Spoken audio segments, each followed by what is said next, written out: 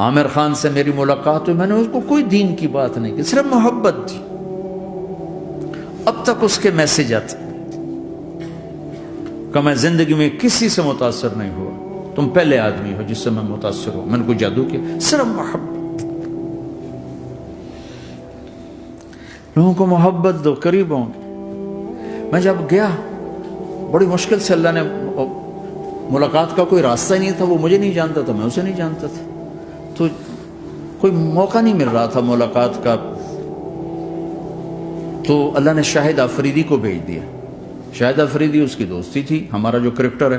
میں نے اس سے فون پر کہا یار میری ملاقات تو کروا، اس نے ملاقات کروائی، تو اس نے مجھے کہا آدھا گھنٹہ ہے، آدھا گھنٹہ۔ جب میں پہنچا میکسیمم پونا گھنٹہ، میں نے کہا ٹھیک۔ میں گیا تو وہ سہما ہوا چہرہ کہ بھئی مولانا آ گیا، پتہ نہیں کیا کہیں گے، بھئی یہ تو کیا کر رہا ہے، تو حرام کر رہا ہے، ناچ رہا ہے، گا رہا ہے، توبہ کر، ابھی تیرے لیے دوزخ کا فیصلہ ہو جائے گا، پتہ نہیں کیا ہوگا، وہ ڈرا ہوا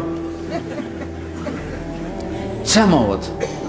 جب میری کالج لائف، میں نے کالج کا بہترین سنگر تھا، اسکول کا بہترین، یہ جنید جمشید کیا ہے جو اس زمانے میں یہ سارا کو اٹھایا میں نے سارا کیا ہے، تو اب وہ بیچارہ ایسے بیٹھا ہوا، تو میں نے اس سے بیٹھتے ہی فلموں کی باتیں شروع کر دی، اور تھوڑی دیر بعد میں نے محسوس کیا کہ فرام 60 to 72 جو فلم انڈسٹری کو جتنا میں جانتا تھا اتنا وہ نہیں جانتا تھا، تو اس کے اوپر میرے علم کا روپ پڑ گیا، اس کی لائن کا علم تھا نا، تو حیران پریشان، یہ واز تو ہو رہے، تو کبھی دلیپ کمار کی باتیں شروع ہو گئیں، کبھی راج کپور کی شروع ہو گئی، کبھی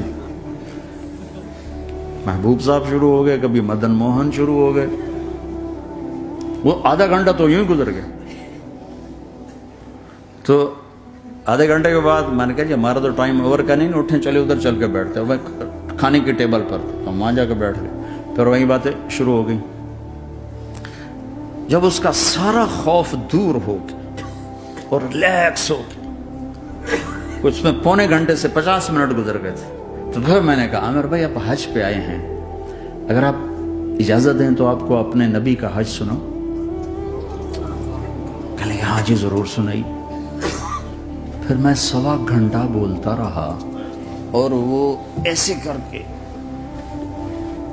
یہاں سے وہ یوں نہیں ہوا، 1.25 گھنٹہ ایسے بیٹھ کے یوں سنتا، ہلا نہیں اپنی جگہ سے۔ لوگ محبت کے بھوکے ہیں، تم فتوے دینا شروع کر دیتے۔ جنید جمشید کے بارے میں مجھے پتا چلا کہ ساتھی اس کے گھر کھانا نہیں کھاتے کہ حرام کمائی، وہ بہت ڈس ہارٹڈ ہے، نیا نیا تبلیغ میں آ رہا تھا، میرا آگے کہیں سفر تھا، جماعت میں جا رہے تھے، کراچی سے آگے جانا تھا، تو میں نے اسے فون کیا کہ میں آ رہا ہوں، میں کھانا تیرے گھر کھاؤں گا۔ تو وہ کہنے لگا میرے گھر؟ میں نے کہا ہاں تمہارے گھر۔ پھر کہنے لگا میرے گھر؟ میں نے کہا ہاں تمہارے گھر۔ کہا واقعی میرے گھر؟ میں نے کہا ہاں واقعی تمہارے گھر۔ کہا یہ تو میرا تو گھر تھا، کوئی نہیں کھانا کھاتا، کہتے حرام ہے۔ میں نے کہا میں اتنا بڑا مولوی نہیں ہوں، میرا گزارا ہو جائے گا۔